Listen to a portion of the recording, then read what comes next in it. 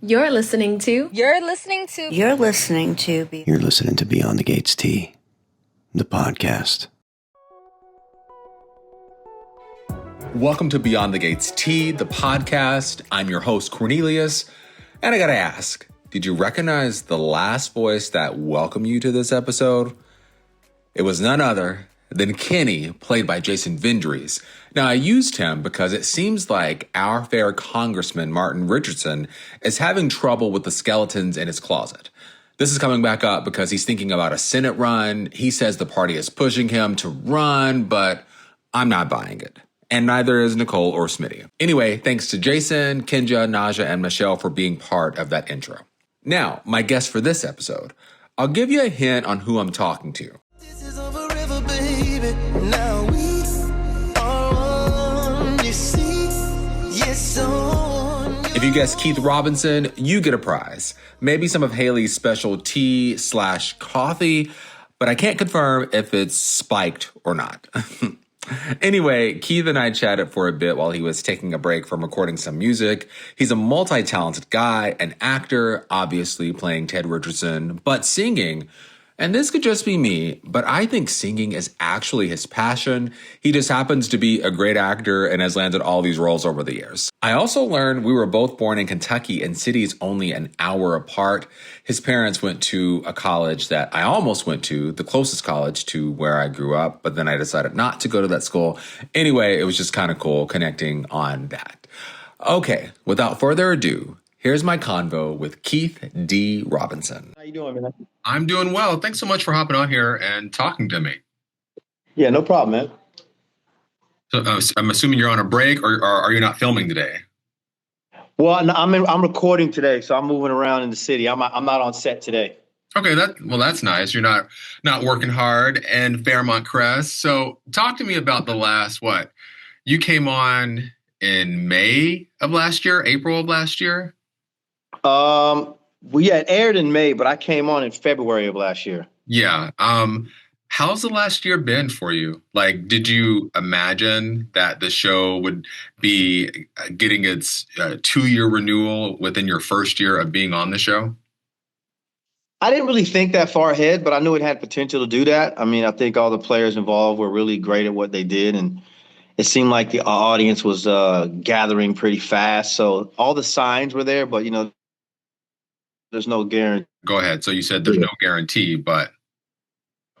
Yeah, but I was, all the signs were there that we would, be around for a minute because people seem to really take to the show pretty fast. And what's been the best part about playing Ted Richardson for you? I just feel like he's a cog and he has several different relationships that he has going on simultaneously. So it's always fun to play off of different actresses and different actors. And Ted's kind of even though he's not part of the Duprees, he is kind of a core and kind of how they function and everything. So it's always fun to kind of play that. And do you feel like you missed out? I mean, don't tell us what you filmed already, but do you feel like you missed out on some of the loving scenes with Daphne? Because you come in right after, right after it's been revealed that he has a love child and he's going to bring her to the country club, and then boom, you're in the hotel room. So was that a tough transition for you actor-wise, or, it's just a job. You knew what you were getting into and you did it. Mm-hmm. Yeah, it wasn't really that's all I know. I don't even know Ted being on fully good terms with Nicole myself, because when I came in, like you say, it was in the middle of the storm.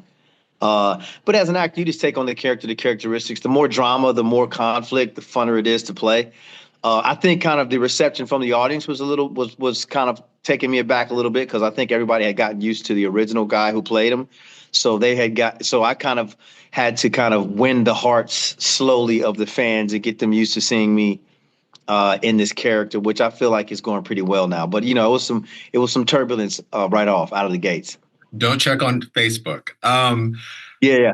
Talk to me about the audition process, because people were like, was he always supposed to play this role? I feel like I heard an interview where you said, no, it was sudden.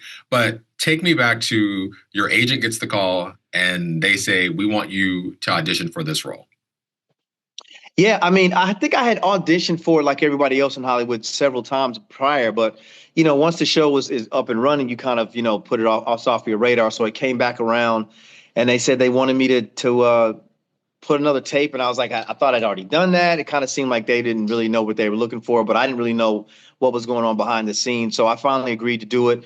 And that was like a Thursday. Friday, I think I tested with Daphne. We did a Zoom call where we read a scene together, and that night they told me I got the role. And by Monday, I was on set. So it was very sudden. And were you living in Atlanta at the time, or did you have to move down? Like, No, I had to move down. But I'm from this area, so that was a good thing. My parents are here, so.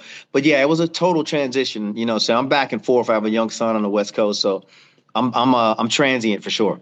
yeah. Talk to me about your storylines in particular. Like, what are you most looking forward to, I guess, wrapping up? What have you, everything that we've seen so far, what has been your favorite part? What has been kind of like, I wish they had written this differently for Ted, if there's any moment like that? I mean, the favorite part is just being able to interact with such a great cast and crew because we're all family. It's like I've kind of inherited a family, so it's really fun to go to work and just be with the guys. Um, I mean, at first, Ted was kind of on an apology tour, and I kind of was that's what Ted was, and I kind of came in the middle of that. So I was looking forward to Ted being able to, get some of his power back because he'd kind of been shrinking down to this miserable guy who let his family down. So that's happening now. So I'm finally seeing the daylight and able to, give Ted some strength and a kind of a core of, from my take of who Ted is and how he is and how he came to be. You know what I mean? So I was kind of playing the tail end of an event, which for a while was began to kind of wear on me, and I wanted to like really find ways to give Ted some backbone, some meat. So I think we're getting there. What, who is Ted, if you don't mind me asking? Like, whenever you saw this character, like, who is he? I think he's a strong, driven guy. I mean, to be a black plastic surgeon in that field in this era, he's had to overcome a lot of things. I think he's kind of really driven to be the perfect family man, almost to a fault, which kind of a lot of times he falls on his face doing that. But I think he's overall just a really at his core, he's a good dude. But sometimes he allows his instincts to kind of overrule his logic. So he kind of gets himself into situations where he's always backpedaling and trying to clean up a mess that he didn't mean to make. So do you think Ted and Nicole are going to end up back together down the road somewhere, somehow? The fans have been begging us to do it. I mean, I think there's some sort of reconciliation. The level and how, I don't know, and the writers wouldn't dare tell us. But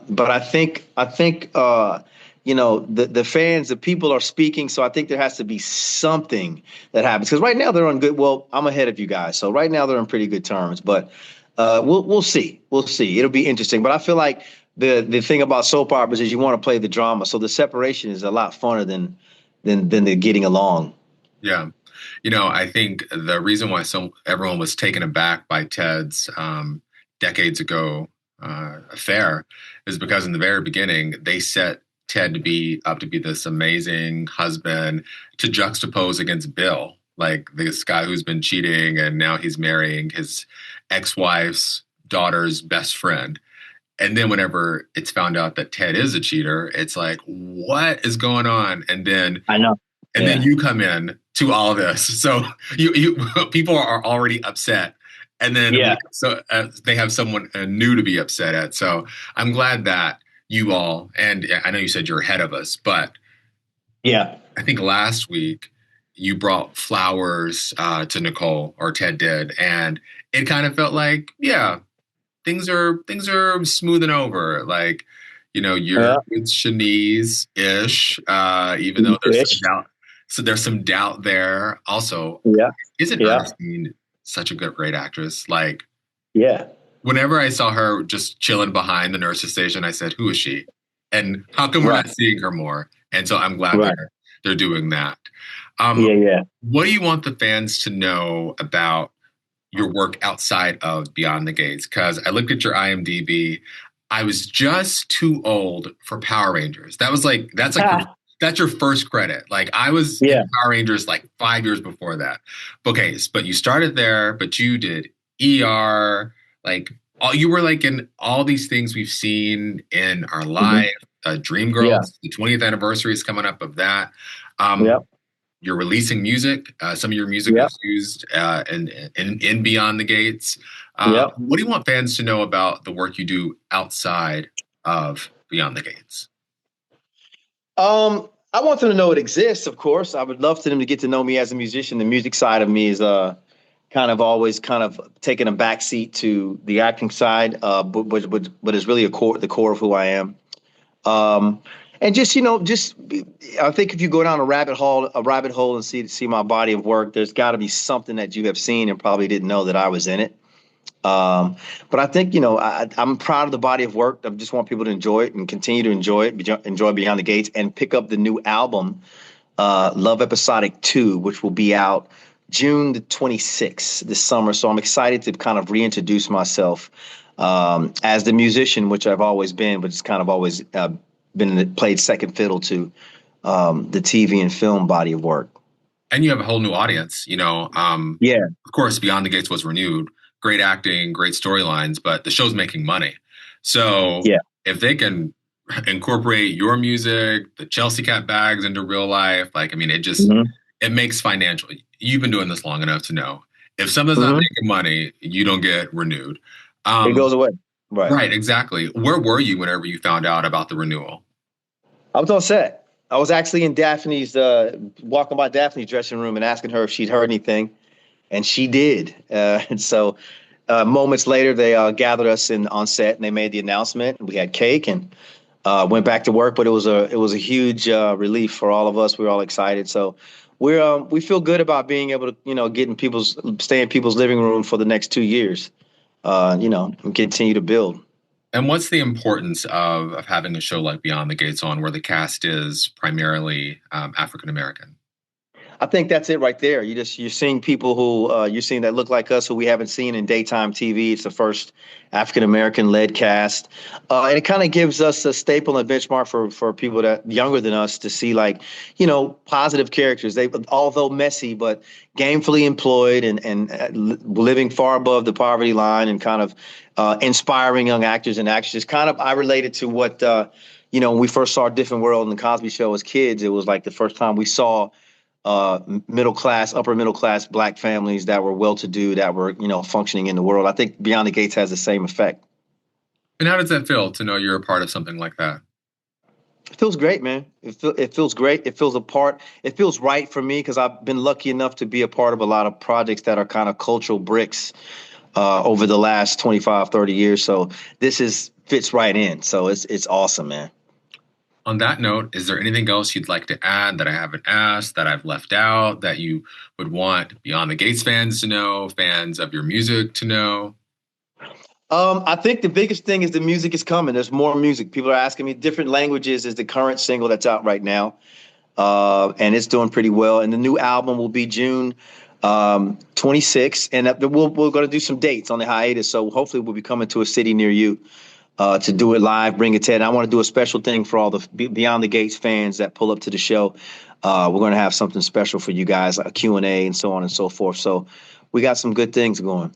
And be looking out for all that on your social media. Is it cool if I use one of your songs for the intro to my podcast? Just like a quick snippet of it? By all means. You can use the whole record, by all Okay. means. I'll play it throughout. No doubt. Well, no doubt. Keith D. Robinson, thank you so much for hopping on here and chatting with me. Yeah, man. I appreciate your time. I appreciate you doing Sure. this because, you all could just show up, do your job, and not do any. I guess I'm pressed. It doesn't feel like I'm pressed, but any Right. media, you all could just do your job, and we appreciate you. Also, I saw you were born in Kentucky. What part of Kentucky? Yeah. Bowling Green, Kentucky. I grew up like an hour away from there, small town. But WKU, I almost went to West. Okay. My parents went there. That's where they met. Oh my gosh, that's really cool. Well, it's a small world. Yeah, man. Thanks again for chatting with me. Okay, see ya. Thank you. Thanks for having me, man. Bye. Peace. This is a forever, baby. That is Forever Bae playing in the background. Daphne, who plays Nicole, stars in the video alongside him, going back to her video vixen roots. However, she was not rocking that pixie cut like she used to back in the day. I think we've talked about this before, but I'm glad Keith brought it up. He was dropped into this whole role of Ted Richardson after the atomic bomb that is Leslie Thomas went off. So we never got to see him and Nicole, or, Ted and Nicole, Keith and Daphne be loving like they were in the Forever Bae video. So, we saw that in the beginning from the other actor. And I say other actor because it is time for some of y'all to stop calling him new Ted. He's really the only Ted because the other guy was in a handful of episodes in comparison. And, I like to keep it very demure, very mindful, but I think it's so disrespectful given the caliber of acting we're getting from Keith in comparison. Anyway, enough about that. Let's talk about this past week. Now, I'm going to save us all some time because right now I need you to go to Instagram, Facebook, TikTok, or YouTube. Look me up, Beyond the Gates T. Well, on TikTok, it's Cornelius Hawker, my full name. Anyway, look at those recaps I put up because I'm not going to talk about last week's episodes twice on here.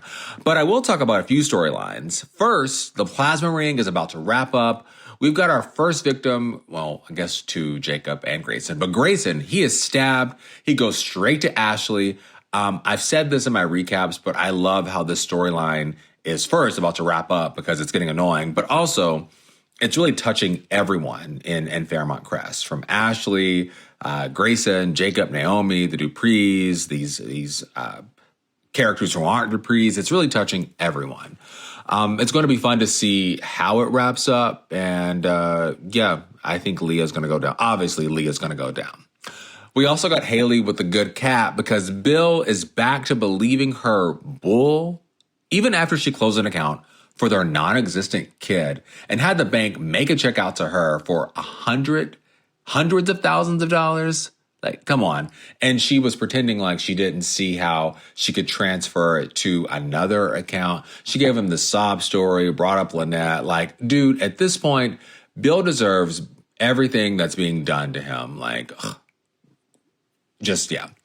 And finally, I always ask at the end of my recaps, what did I forget? What did I miss? I even said at the end of my podcast. But last week, I didn't talk about the brief convo Danny had with Andre about why he felt the need to go tell Bill he's the only one that can call her baby. Hello, Danny. It's because you were always up in that man's face, smiling, cheesing, giving him those big eyes, and you've kissed him at least 3 times. Like, huh? Andre should be concerned. Okay, enough complaining for me. This week, we're only getting 3 episodes. Our show won't be on Tuesday or Wednesday because of soccer. Thanks, Bianca, for posting that on TikTok. Now, let's get into the previews for this upcoming week. Next on Beyond the Gates. The rule is about hooking up with someone in the house unsupervised. You guys are okay with your son doing it, but not your daughter? Wow. What the hell is going on at that law firm? What? We had an amazing run. I miss those 2 people. So do I. You can be so damn stubborn. And you can be such a hypocrite. The hell I am. I'll have to handle Joey myself. Martin owes me, and one of these days, I am going to collect. Leave my grandson alone. Y'all, I really hate this white devil. Joey is the worst. Like, he is the worst. When he goes down, I will celebrate because he is a thorn in so many people's sides at this point.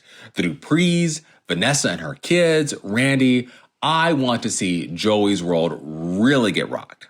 Speaking of getting rocked, Bill deserved whatever's happening to him in that preview. Maybe Haley has poisoned his food, Game of Thrones style, so she can get that money and run. Ted and Nicole talk about their amazing run.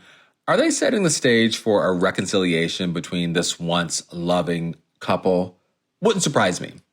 It's also not surprising Smitty and Martin have a double standard when it comes to their kids. Parents often do this. I mean, I've actually talked to my partner and he said something like along the lines whenever we adopt kids. Parents, allow their sons to do whatever, but they have more stringent rules for their daughters. Now, If we lived in a world where men didn't suck, aka the committers of most acts of violence, parents wouldn't feel that way. But sadly, that ain't changing anytime soon. And finally, I'm sure Colby and Brandon could barely get through those scenes they had because they always have a time together. They've talked about how they're constantly laughing when they're in scenes, so I can't take whatever Kat and Martin are going through seriously, knowing all of that. Okay, that's it. Remember, go to my social media for recaps of last week.